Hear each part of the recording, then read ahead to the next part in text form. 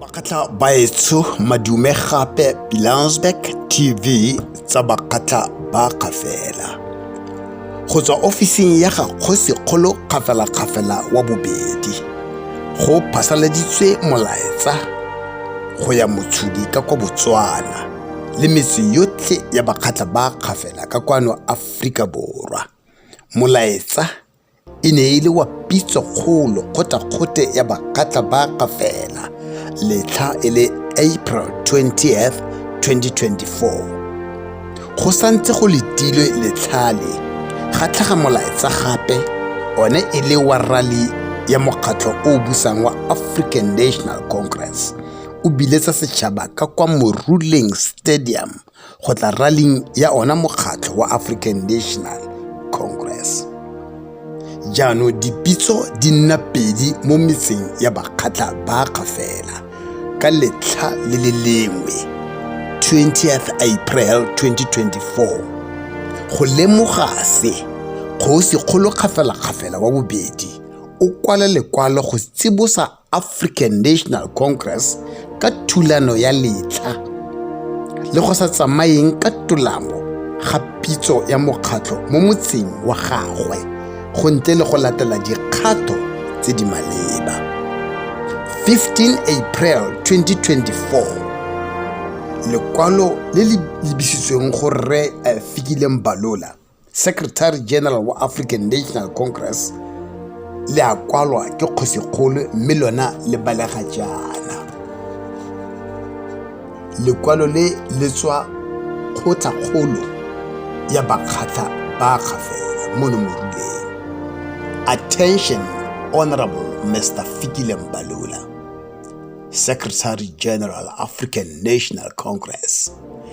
Dear Secretary General, BBK Affairs, use of Moruleng Stadium for political rally. We write this letter on behalf of Bakatla ba kgafela royal family and the Bakatla nation in Botswana and South Africa, BBK. It has come to our attention that your organization, African National Congress, intends to hold a political rally at Moruleng Stadium on 20th April 2024. The tribal authority who should authorize use of the stadium and the BBK administrator have not given authority. We believe that your office should know A, that BBK South Africa is under administration. We have an administrator since 2020 who has been given authority over all tribal assets, including the Moruleng Stadium. The fact that he has not as yet taken physical possession thereof does not change his status, his powers, and the law itself. B, the lawful BBK Apex Traditional Authority you should consult. This is apparent in BBK customary law, the South African Constitution, the Northwest Traditional Leadership and Governance Act No. 2 of 2005, Abundant Case Law, and Baloyi Judicial Commission of Inquiry Report of August 2009.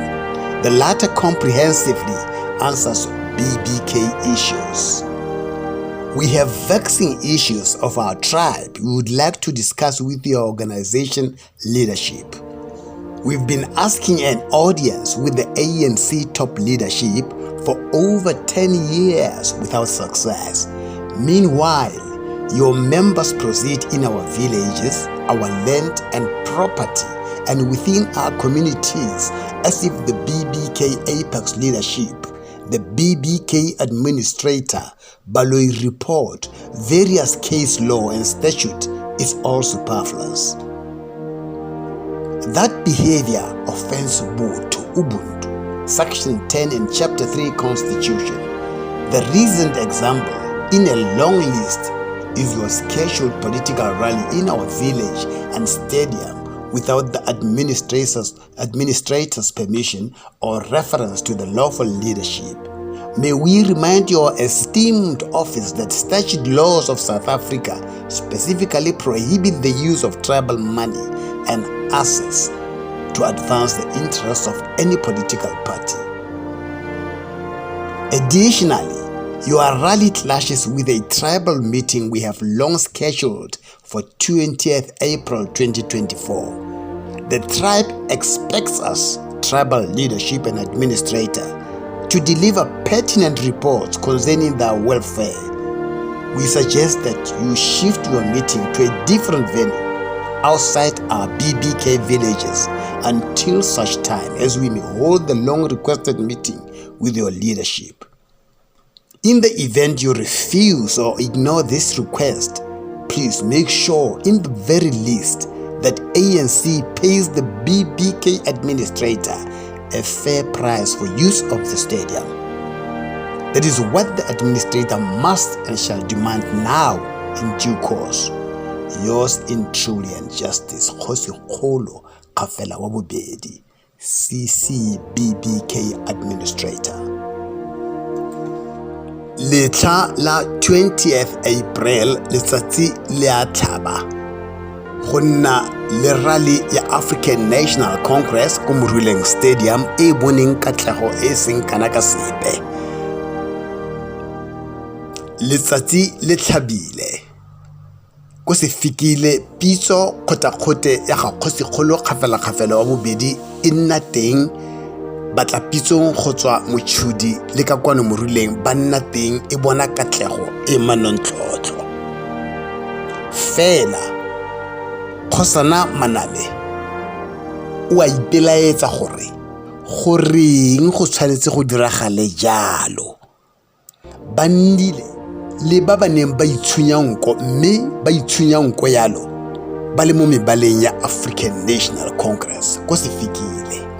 Jaanong potso ke gore a ke bangwe ba ba neng e le segongwana se se romilweng ke bangwe kgotsa e ne le setlhotswana fela se se neng se itirela go rata se sa rongwa ke ope. A re inose ka nkgo. Phambili ka bokoni bophirima phambili. Ke batla go dumedisa Kgosi Nyalala Pilane re wa rona mo re leng teng mo. Ke batla re mo leboge thata ka gore a nne teng mo gare ga rona gompieno. Re go leboga go menagane Kgosi, re leboga gore o nne teng mo gare ga rona ka ntlha ya gore batho ba ke bana ba gago. Ke a go leboga gape ka ntlha ya gore o etella pele Contralesa o le motlatsa mopresidente wa teng.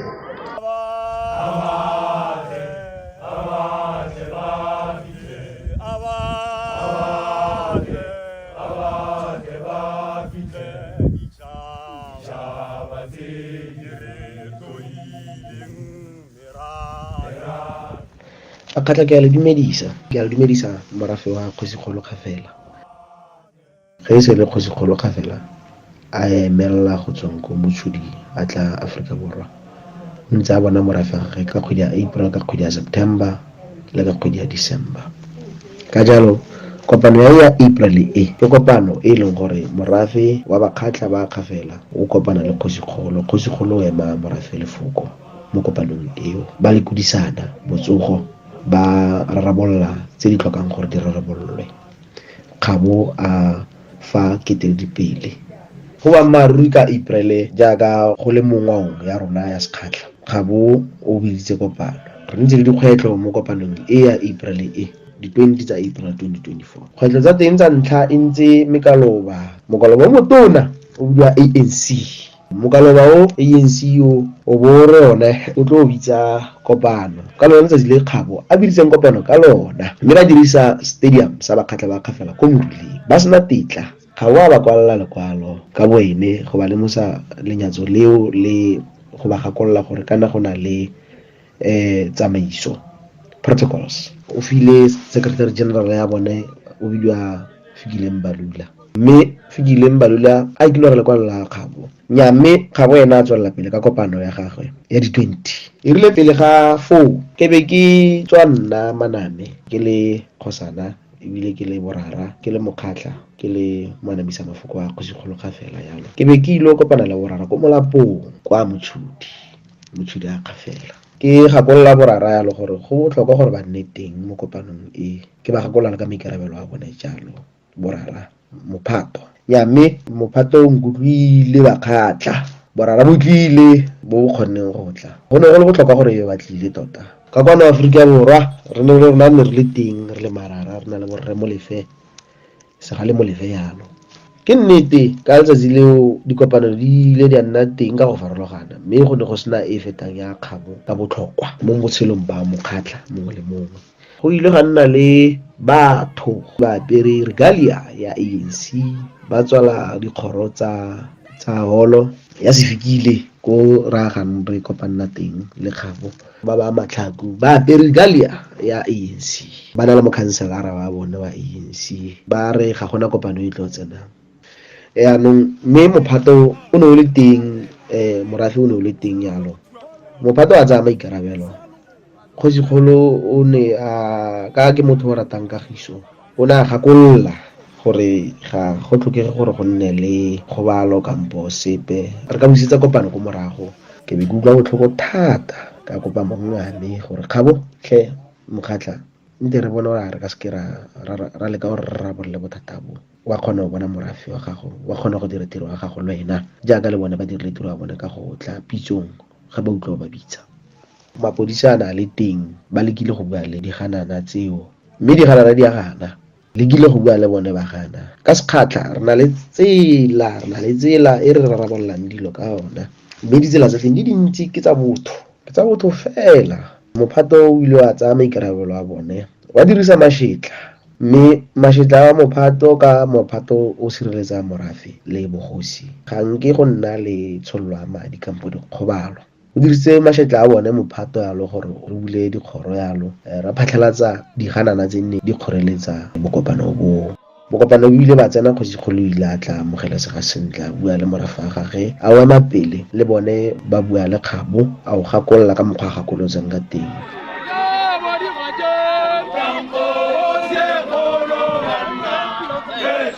ke ne ke re ke ene go le go nyehela mongane ke thatsetsela ke tsene fela ke fela ke be ke ba bitse ba kgatsa ditsebe gore ke re o ntsha mafoko a gago ba butse ka tlhagalo ba seka ba tsa moratile ke ne ke re dumela Kgabo dumela ngwana a mathulwa kana ba ile ba thuta ntwa ba ithuta ga ba ba tlogela bona gore re ka motlhodi mo gona go setse wena hela le wena o tsatsang dilo ka botlalo ha bona go etsa maile ga me tsa tsamane ke na le mafoko ne ke tla bua gore re nyane ya mamasilo a no ka ile bue e ga o tsa go re kana phala ne ke ka go tsena ko mo ngwana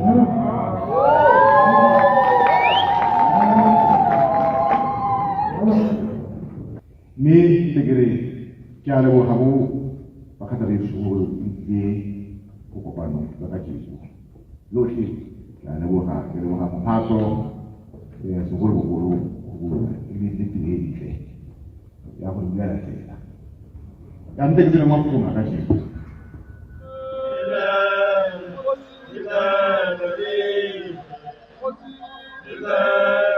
se se tona ke gore kopano e tsamaile bontle thata re ile ra itumela ra bona monga rona ra fola mo dipelong we had a fine day ya ka Kgabo a boletse ba kgatlatlhe lona Borara le bo mme ba Mephato ra le leboga ebile ra la kgola ka go tshegetsa sekgatla ka go tsaya maikarabelo a lona jaaka go tshwanetse mme ebile ra le kgothatsa gore Mokgatlo mongwe le mongwe wa Borara Mokgatlo mongwe le mongwe wa mme o tsere Mophato ka mbosa o tsaya tle gopola a go tsene mo wena gore ge Kgabo a bitsa a tumela